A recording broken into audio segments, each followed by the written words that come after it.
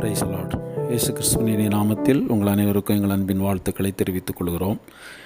இந்த நாளிலும் நம்முடைய தியானத்திற்காக ஆதியாகமத்தின் புஸ்தகம் அதனுடைய 28வது அதிகாரம் அதனுடைய 15வது வசனம். நான் உன்னோடே இருந்து நீ போகிற இடத்திலெல்லாம் உன்னை காத்து இந்த தேசத்துக்கு உன்னை திரும்பி வர பண்ணுவேன். நான் உனக்கு சொன்னதை செய்யும் அளவும் உன்னை கைவிடுவதில்லை என்றார். ஒரு அருமையான வசனம். நான் உனக்கு சொன்னதை செய்யும் அளவும் உன்னை கைவிடுவதில்லை என்றார். ஒரு கைவிடாத ஒரு தேவன் நம்முடைய தேவன். ஆண்டவராகிய இயேசு கிறிஸ்து நம்மளை கைவிடுகிற தேவன் அல்ல. அவர் நம்மளை கைவிடாமல் நம்மளை நடத்துகிறவர். இப்போ இந்த கைவிடுகிறது இல்லை அப்படிங்கிற ஒரு இதை நம்ம பார்க்கும்போது, இந்த யாக்கோபு ஈசாக்கை விட்டு அவன் ஒரு பிரிந்து போகக்கூடிய ஒரு சூழ்நிலை உண்டானது. அப்போது அவன் அந்த லாபானுடைய வீட்டை நோக்கி அவன் பிரயாணப்பட்டு போகும்போது, இடையில் போகும்போது சூரியன் அஸ்தமித்து, இந்த சம்பவம் நமக்கு எல்லாத்துக்கும் தெரிஞ்ச ஒரு சம்பவம் தான். அவன் சூரியன் அஸ்தமித்து அவன் அந்த இடத்துல அவன் நித்திரை செய்யக்கூடிய ஒரு சூழ்நிலை உருவானது. அவன் ஒரு கல்லை தலை கீழாக வைத்து அவன் அந்த ராத்திரி படுத்திருக்கும்போது ஆண்டவர் அவனுக்கு தரிசனம் கொடுக்கிறார். தரிசனத்திலே வானத்திலிருந்து ஒரு ஏணி பூமிக்கும் வானத்துக்கு நடுவாக இருக்கிறது. அதில் தேவதூதர்கள் ஏறுகிறதும் இறங்குகிறதுமான ஒரு காட்சியை அவன் காண்கிறான். அதில் தேவன் மேலே அவனுடைய அந்த ஏணியின் மேலே நின்று அவர் அவனுக்கு கொடுக்கிற ஒரு வார்த்தை தான், நான் உனக்கு சொன்னதை செய்யும் அளவும் உன்னை கைவிடுவதில்லை. ஆண்டவர் என்ன சொன்னார்னு சொன்னால், அதுக்கு முன்னாடி சொல்லியிருக்கு, நான் உன்னோடே இருந்து நீ போகிற இடத்திலெல்லாம் உன்னை காத்து இந்த தேசத்திற்கு உன்னை திரும்பி வர பண்ணுவேன். அவனை படுத்திருக்கிற அந்த தேசத்தை நான் உனக்கு தருவேன். ஒரு அடி நிலம் கூட அவனுக்கு கொடுக்காமல் இருக்கும்போது ஆண்டவர் சொன்ன ஒரு வார்த்தை, நீ படுத்திருக்கிற அந்த இடத்த நான் உனக்கு தருவேன். அடுத்தது நீ போகிற இடத்திலெல்லாம் நான் உன்னோடே இருந்து உன்னை காத்து இந்த தேசத்துக்கு உன்னை திரும்பி வர பண்ணுவேன். நான் உனக்கு சொன்னதை செய்யும் அளவும். இது ஆண்டவர் சொன்ன ஒரு வார்த்தை.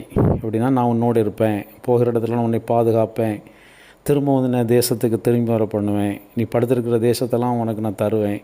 இதையெல்லாம் நான் உனக்கு சொன்னதை இதெல்லாம் சொல்லியிருக்கேன். உனக்கு இந்த காரியங்களெல்லாம் நான் செய்யும் அளவும் உன்னை கைவிடுவதில்லை அப்படின்னு சொல்லப்பட்டிருக்கு. அப்போ நம்மளை கைவிடாத தேவன் நம்முடைய தேவன். ஏன்னா உலகத்தில் எத்தனையோ சூழ்நிலைகள் நம்மளை கைவிடக்கூடிய சூழ்நிலைகள் உலகத்தில் காணப்படும். எத்தனையோ மனிதர்கள் நம்மளை சில காரியங்களை செய்துட்டு சில முக்கியமான நேரங்கள் வரும்போது நம்ம கைவிட்டுறாங்க. சில மருத்துவர்கள்ட்ட போகும்போது மருத்துவர்கள் அந்த நோயை பார்த்துட்டு சொல்கிறாங்க, இந்த நோய் உங்களுக்கு சுகமாயிரும், கண்டிப்பாக உங்களுக்கு இதில் விடுதலை கிடைக்கும் அப்படின்னு சொல்கிறாங்க. ஆனால் திருப்பி ஒரு மாதம் 2 மாதம் கழித்து அதே இது அப்படியே மாற்றி சொல்கிறாங்க, எங்களால் ஒன்றும் செய்ய முடியாது, நாங்கள் முடிஞ்சளவு நாங்கள் ட்ரை பண்ணி பார்த்துட்டோம் அப்படின்னு அவர்கள் டாக்டர்கள் நம்மளை கைவிட்டு விடுகிறார்கள். ஆரம்பத்தில் நம்ம போகும்போது நம்ம நம்பிக்கையான வார்த்தை கேட்குறோம், நமக்கு ரொம்ப மனசுக்கு சந்தோஷமாக தான் இருக்குது. ஆனால் அதனுடைய முடிவை பார்த்திங்கன்னா அது நமக்கு ஒரு சந்தோஷத்தை கொண்டு வரக்கூடிய ஒரு வார்த்தையாக இருக்காது. அவங்க கடைசியில் சொல்லிடுவாங்க, ஐயோ எங்களால் முடியாது, நாங்கள் முடிந்த அளவுக்கு நாங்கள் முயற்சி பண்ணி பார்த்துட்டோம், எங்களால் முடியாது. அப்படி எத்தனையோ வார்த்தைகள் நம்ம முடியாது அப்படின்னு மனிதர்கள் நம்ம கைவிடக்கூடிய சூழ்நிலைகளை நம்ம உலகத்தில் நிறையா பேர் நம்ம அறிந்திருப்போம். இப்போ நாங்களும் அறிந்திருக்கிறோம். அநேக நேரங்களில் மனிதர்கள் நம்மளை கைவிடுகிறார்கள்.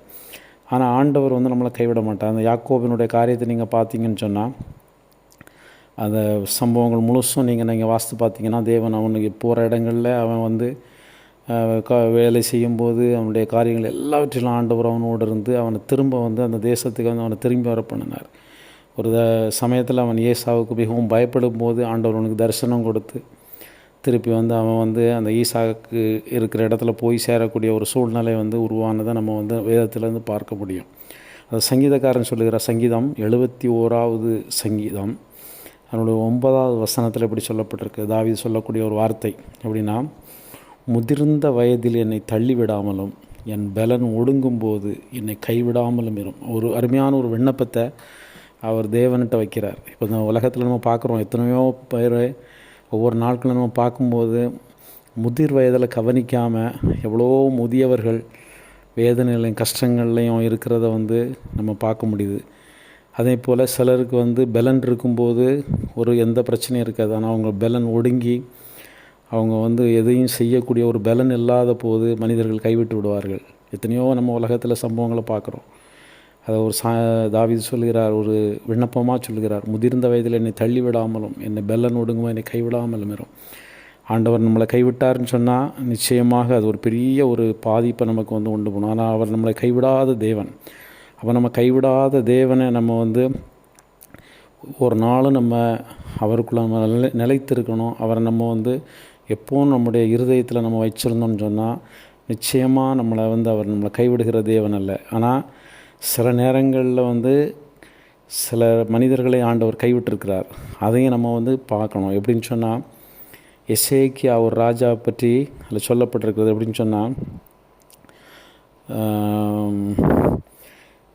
சனகரிப் அப்படிங்கிற ஒரு ராஜா வந்து, பாபிலோனுடைய ராஜா வந்து எசேக்கியா ராஜாவுக்கு விரோதமாக, எருசலேமுக்கு விரோதமாக வந்து முற்றுகை போட்டு அவன் வந்து அந்த தேசத்தை வந்து நெருக்கி கொண்டு அந்த எசேக்கியா ஒரு பெரிய ஒரு இக்கட்டான ஒரு சூழ்நிலையில் வந்து இருக்கும்போது அவன் ஒரு சொல்லப்படக்கூடிய ஒரு வார்த்தையை நம்ம பார்க்குறோம். 2 நாளாகமத்தின் புஸ்தகம் அதனுடைய 32வது அதிகாரம் 17வது வசனம். அதில் என்ன சொல்லப்பட்டிருக்கு? தேசங்களுடைய ஜாதிகளின் தேவர்கள் தங்கள் ஜனங்களை என் கைக்கு தப்புவிக்காதிருந்தது போல எசேக்கியாவின் தேவனும் தன் ஜனங்களை என் கைக்கு தப்புவிப்பதில்லை என்று இஸ்ரவேலின் தேவனாகிய கர்த்தரை நிந்திக்கவும் அவருக்கு விரோதமாக பேசவும் நிருபங்கள் எழுதினான் அப்படின்னு சொல்லப்பட்டிருக்கிறது. இந்த சனகரிப் அப்படிங்கிற ராஜா வந்து அந்த எசேக்கியாவுக்கு விரோதமாக வந்து அவன் வந்து அந்த முற்றுகை போட்டிருக்கான். முற்றுகை போடும்போது ஒரு எசேக்கியா வந்து ரொம்ப ஒரு இக்கட்டான சூழ்நிலையில் இருக்கான். அப்போ சூழ்நிலையில் இருக்கும்போது ஆண்டவர் வந்து அவனை கைவிடாமல் அவன் தேவனுடைய சமூகத்தில் அவனும் ஏசாயா தீர்க்கதரிசியும் போய் ஆண்டவருடைய சமூகத்தில் நின்று அவங்க ஜெபம் பண்ணுறாங்க. ஆண்டவரே, நீர் வந்து எங்களை எப்படியாவது நீர் விடுவிக்கணும். ஏன்னா அந்த பாபிலோன் ராஜா வந்து எல்லா தேசங்களையும் அவன் வந்து பிடிச்சிட்டு வரும்போது அதில் ஏராளமான ஜனங்கள் வந்து அதில் மாண்டு போகிறாங்க. அப்போ அதே போல் அந்த எருசலேமையும் இஸ்ரவேல் தேசத்தையும் அவன் வந்து பிடிப்பிக்கிறக்காக முற்றுகை போட்டிருக்கும்போது அப்போ அவங்க ஆண்டவரை நோக்கி அவங்க வந்து ஜெபம் பண்ணுறாங்க.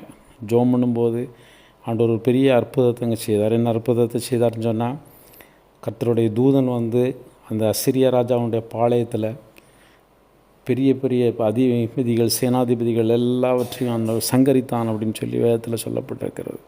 அவன் தன்னுடைய செத்த முகமாக தன்னுடைய தேசத்துக்கு திரும்பி போனான். அவனுடைய தேசத்தில் போகும்போது அவனுடைய ஊழியக்காரங்க அவனை கொன்று போட்டாங்கன்னு சொல்லி அந்த சரித்திரத்தில் வந்து சொல்லப்பட்டிருக்கு. அதை நம்ம விரிவாக பேசுகிறதுக்கு நமக்கு சமயம் இல்லை. ஆனால் அந்த கைவிடாமல் வந்து தேவன் வந்து அந்த எசேக்கியாவை வந்து பாதுகாத்தார். ஆனால் அதுக்கு பின்னாடி சொல்லப்பட்டிருக்கிறது 2 நாளாகமத்தின் புஸ்தகம் 32வது அதிகாரம் என்னுடைய 25வது வசனத்தை பார்க்கும்போது, எசேக்கியா தனக்கு செய்யப்பட்ட உபகாரத்திற்கு தக்கதாய் நடவாமல் மனமேட்டிமையானான் அப்படின்னு சொல்லப்பட்டிருக்கிறது. அப்போ ஆண்டவர் நமக்கு எத்தனையோ உபகாரங்கள் உதவிகளை வந்து ஆண்டவர் நமக்கு செய்கிறார். அப்போ செய்யும்போது அதற்கு நம்ம நன்றியுள்ளவர்களாக நம்ம காணப்படணும்.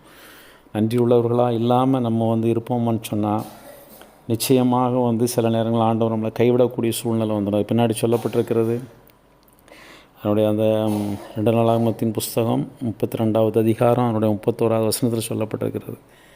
பாபிலோன் பிரபுக்களின் ஸ்தானாதிபதி தேசத்திலே நடந்த அற்புதத்தை கேட்க அவனிடத்திற்கு அனுப்பப்பட்ட விஷயத்தில் அவன் இருதயத்தில் உண்டான எல்லாவற்றையும் அறியும்படி அவனை சோதிக்கிறக்காக தேவன் அவனை கைவிட்டார்னு சொல்லப்பட்டிருக்கிறது.